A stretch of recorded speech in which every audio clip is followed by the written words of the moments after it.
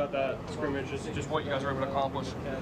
It's good work. Good to get the work in, a lot to improve. I think the guys know that, we know that, so I'm excited to dig into the tape and see what we can work on. How concerning would it be that, just having all the drops on it, the picks and the disjointedness, like how concerning would that be moving forward, or it's just this one scrimmage? It's one piece of many things that we're working on, trying to improve, whether it's fundamentals, communication, just simple execution of plays here and there, alignment, assignment, all of those details are important. So we're trying to improve everything, not just a drop here or there. Is the offensive line still a work in progress? I mean, I think you used 6 different left tackles or right tackles in there. Is it still piecemealing this thing together? I don't know that I would frame it necessarily as piecemealing. I think one of the questions you guys asked last week was about the flexibility of the offensive line. I'd probably still look at it like that. We have had some injuries, guys go in and out, even temporary injuries where guys miss a drive, and those have been opportunities for other guys to step up and play different positions. So you probably see out there today, we have multiple guys play on different sides, play guard, play tackle, inside, outside, different centers. So it's great that those guys have the ability to do that, and we have the chance to get that type of work. So is there a point, though, with the season 3 weeks away, is there a point where you want to get a 5 solidified and let them work together? Absolutely, I think so, but I think at the same time you recognize that over the course of the year, it's very rare nowadays for the 5 same starters to play every single play for an entire season. So this work to get guys working with each other that might not always work together on week 1 or week 2 is invaluable to have right now. How would you evaluate Rachel Tuden and kind of how he's come along in camp? I think the growth has been encouraging and a testament to his work, Coach Morton's work with him, and really all the running backs, their ability to improve, whether it's in the run game as runners, in the pass protection game, or as pass catchers. The entire room, all those guys have really embraced all facets of that position and what we're asking them to do. So between him, TJ, Tank, LeQuint, Jaquindon, all of those guys have been awesome to work with, a lot of fun to work with, and it's great to see their improvement kind of day over day. What have you seen from Trevor just over the last few weeks, and obviously during the preseason game as well? I think you see that growth in terms of the mastery of the offense. We talked about it a little bit at the very beginning of training camp and even a little bit in the spring. I think you see that starting to click. Now, there are still things around him that can improve, and there are still areas that he can improve, and he knows that. But each day in a different setting or a different play, you see one little thing or 2 little things, or sometimes it's a lot of things that come together where you see that improvement in terms of that mastery of his role. If you could just pick one thing that he's really improved on greatly over the last few weeks, what would that be? It's hard to pick just one. I try to count all the things that he improved on and appreciate all of them. So I don't know that I would just pick one, but I think when we look at the operation of the offense and his control of the line of scrimmage, the cadence, some of those things that we still are working to improve as a unit, but his personal growth is evident in that stuff, the footwork, some of the reads, playing fast, completion. So there's a lot of things that you see. It makes it tough to pick one. This footwork stuff you guys gave him to work on, do you see him, I guess, missing that less, you know what I mean? Like not doing it less and less as camp goes on, not making mistakes. I would say he's improved, and he will probably continue to improve. I mean, that's our goal. There really is no point where you take your foot off the gas on that stuff. You're always building the fundamentals even throughout the season. Now, the time you can allocate towards that shrinks as the season continues, but he's improved, and the goal is that he continues to improve throughout the year. It seems like the Quint's kind of stood out in pass pro. Is it rare for a rookie to just come in and be able to handle that responsibility right away? I think it kind of depends on the guy. But like I mentioned, he's done a great job of learning the system, his willingness to go in there and pass protect in a bunch of difficult situations. The defense throws a lot at those guys, not just from a mental standpoint, but physically. They're asked to do a lot of different things when it comes to picking up twists or getting up in the A-gap and taking on a backer or a defensive end at times. But all of those guys, whether it's him or the rest of the room, have really embraced that role because we're asking them to do things that maybe they haven't done before, play techniques that they haven't done before. What do you like about Tank Bigsby? There's a lot to like about Tank. I think you see the style of runner he is, and it almost pops out at times on tape with the physicality and his ability to take one cut and really attack lanes or holes depending on the run scheme it is. I think his explosiveness in the run game, and hopefully that's something that we can say about all the running backs in the room, whether it's him, Tuten, LeQuint, or TJ, all of those guys have that ability to take a 2-yard run, 3-yard run, into 5-yard run, 10-yard run, explosive run beyond that with their ability to break tackles or accelerate open in space. Brian Thomas's frustration is pretty evident for those of us watching. Is that at a concern level for you? Where is the concern level on that? I don't know that I would list it like that. I think that he holds himself to a high standard, which we appreciate. And when he doesn't play to the standard that he holds himself to, sometimes that comes out in frustration. But this is what practice is about. You're trying to improve on things. You're trying to put yourself in challenging situations. If you're going out there and just succeeding at everything every single day, you're probably not pushing yourself hard enough. So we expect there to be some element of frustration with every position, whether it's a receiver, whether it's an offensive line, whether it's mentally or physically. Most guys are going to be in a situation at some point throughout the course of a practice, throughout the course of a training camp, where they probably push themselves maybe beyond their limits, or maybe they just don't perform to their standard. So I think that frustration for all of us, coaches, players included, it becomes a part of the process of growth, whatever we're doing. I would assume you'd want him to stop slamming the helmet down, like kicking a football. I mean, like maybe not like bury the frustration, but maybe release it a little more constructively. Yeah, absolutely. Yeah, we would love to see. I think the equipment guys are more concerned about that portion of it than me in terms of the helmets. But yeah, there's a way we handle things, and we want to have kind of a what now mindset in terms of being able to learn from things and move on and be in the present. So we're all working on that. None of us are perfect at it. When you see a guy like Parker Washington just make big plays throughout the entire course of a camp, how much confidence does that give in you on game day that you can translate it from practice to the game? I mentioned it last time. I think that when you see a guy execute something consistently in practice, it gives you the confidence that he can go out there in the game situation. Now, the practice setting is a little different than a game, but like I just mentioned previously, we're trying to put these guys in challenging positions. And for him to go out and execute those things in the most challenging positions when he's tired in the heat gives you the confidence, whether it's him or anybody, to go out and do those things on game day. What'd you make of it? What'd you feel out there? You know, there's good competitiveness out here, guys going at it, you know, competing, trying to make each other better. So I thought that was the positive in today. A little sloppy offensively. I thought we started great, had a long, I don't know how many plays it was, had a long drive to start, went and scored. And then from there, defense, picked it up a little bit, and we had some mistakes, just self-inflicted wounds, kind of been the story of camp of trying to clean up some of that stuff pre-snap. So just got to clean up the operation, the mistakes that, the defense doesn't inflict on you, you do on yourself. So all those mistakes are, we just got to get better and cleaner. But I thought there was some good competition, guys flying around. So there was some good, some bad. We'll watch it. We'll learn from it all.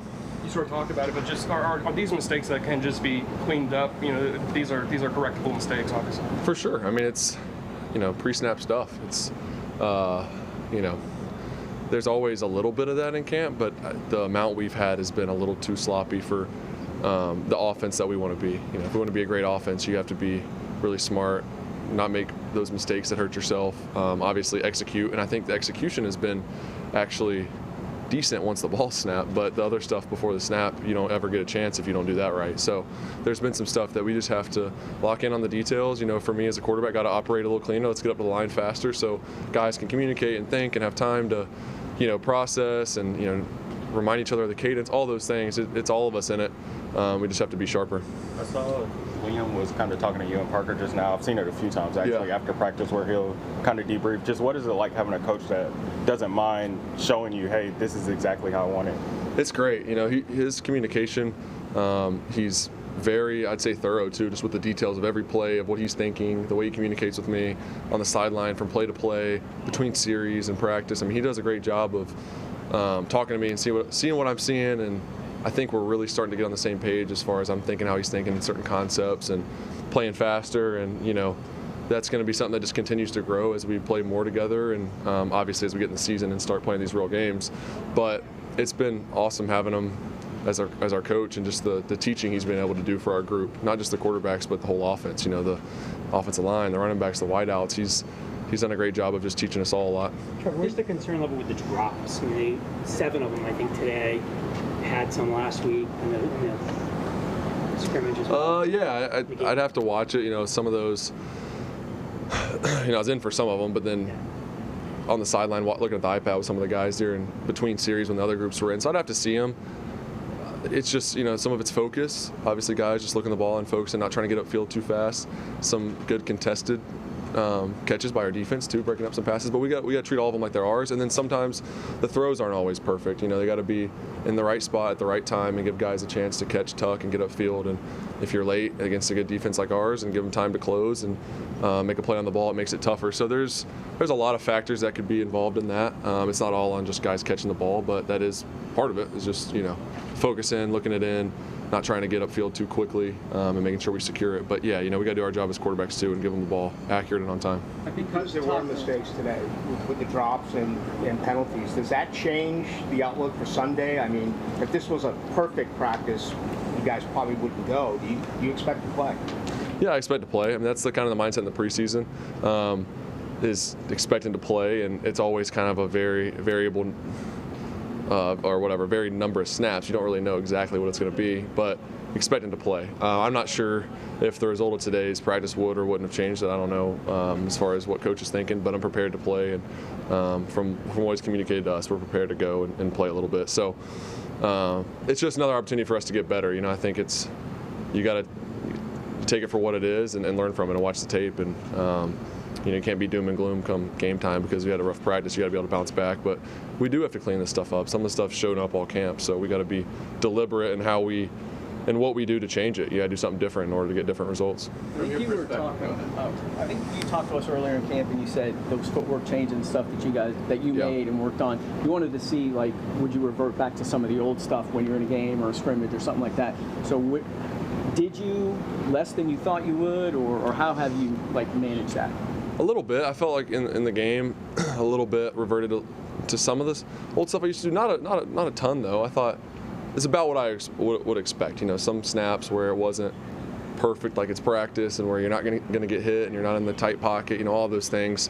It's obviously easier to control that out here because of the red jersey. You're not going to get hit. So I think that's great practice for me, is keeping calm feet, keeping calm eyes, being disciplined with my feet in the pocket, staying in the safe spots, finding those safe spots. And I thought overall in the game was pretty good, but there's a couple snaps of just bouncing around a little bit that I want to clean up, and that's stuff that we already watched and kind of started working on for this week. Is it starting to feel most of the time though like second nature at this point? Yeah, no, it does. It's starting to feel a lot more comfortable and natural. I'm not having to think about it. I'm not having to say, okay, what's my footwork on this play? You know, none of that stuff anymore, obviously. So I feel comfortable with it. Some of the just mechanical stuff that you've done for years is just the way you hitch, the way you transfer weight, and some of that stuff takes a little longer to train out. But we do such a good job of working it in Indy and all the periods that aren't team periods, to where I'm starting to build that muscle memory where I see it carrying over. But I don't think about it when I'm playing and when I'm in team periods or in a game, because you don't want to be thinking about what am I doing with my mechanics. Like, you can't play that way. You got enough to think about. So we've done a great job of working on it. Really detailed work in Indy and trying to pinpoint the issues in those periods. Is it like Is it like rebuilding a golf swing in a way? He's never had to God, rebuild his golf I swing. should. That's something I need to do. I don't know, to answer your question. I'm not good enough at golf to answer that, or I haven't changed my swing. I probably should. For all the people watching, probably think I need to, but I don't know. That's a tough question. But like when you shotgun, to his point, you don't ever walk up there reminding yourself left foot forward. Not anymore. Okay. In the spring it was a little bit. I'd get up there and I'd have to switch my feet back, because I'd done it for 20-something years. not that long, but a long time. 15.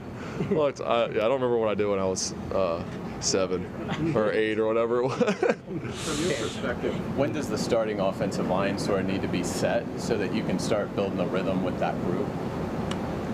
I mean, that's not really a question for me to answer. I think continuity is important, but the way this game is, guys get hurt and injured, and you gotta, O-line is a group where, I don't know what the stats are, but typically you don't have the same 5 guys every single game for the whole season. So there's value in getting other people in there and playing and building that chemistry with more than just 5 guys, because the reality is something could happen and you might not have one of those guys, 2 of those guys, who knows? I mean, it just depends on the type of year you have. But and hopefully, probably all our guys are healthy all year. But I think we have a good feel for the 5 up front and who it's going to be, and those guys are working well together. But we have a lot of guys that can play, which is encouraging. But we just got to get a little bit more on the same page when guys come in at these different positions. And like we talked about before, it's not always the most comfortable thing for those guys to bounce around. but it's valuable for us. So I think they've done a good job of doing it and doing it pretty well for the most part. We just got to clean up some of the simple stuff that we can fix. Liam said last week they took into consideration what guys like Hainsey and yourself said about wanting to play. What does it mean to you have a coach that wants your guys' input when it goes to the decision-making process? He's been awesome. I feel like there's been a lot of, I couldn't name all of them, but there's been a lot of just little things where he's taken something a player's said or suggested and implemented it. And I think as players, that goes a long way because you're like, all right, we're in this together, and he wants us to be. And it's not all about being comfortable, but it's also listening to your players and taking that feedback and using it to make your team better. And whether it's the schedule or practice or whatever, how guys are feeling, I think he just has a really good pulse on the team, and it goes a long way with the guys. Like even some of the stuff in training camp, the way he structured things, we've been able to get our bodies back, and I think guys are very appreciative of that and notice that, especially when you've been in the league now for a few years. You see how other places work, how other training camps are, and you're appreciative of the stuff he does. And on the flip side, we have to take care of him and come out here and be clean and crisp and practice hard, because he's done a great job of really helping us feel good coming into these. I mean, you never feel great in training camp, but for training camp, I think everyone would say we feel pretty good for it being training camp. And then how much trust has LaQuint Allen earned from you guys in pass pro? It seems like he's kind of stood out there.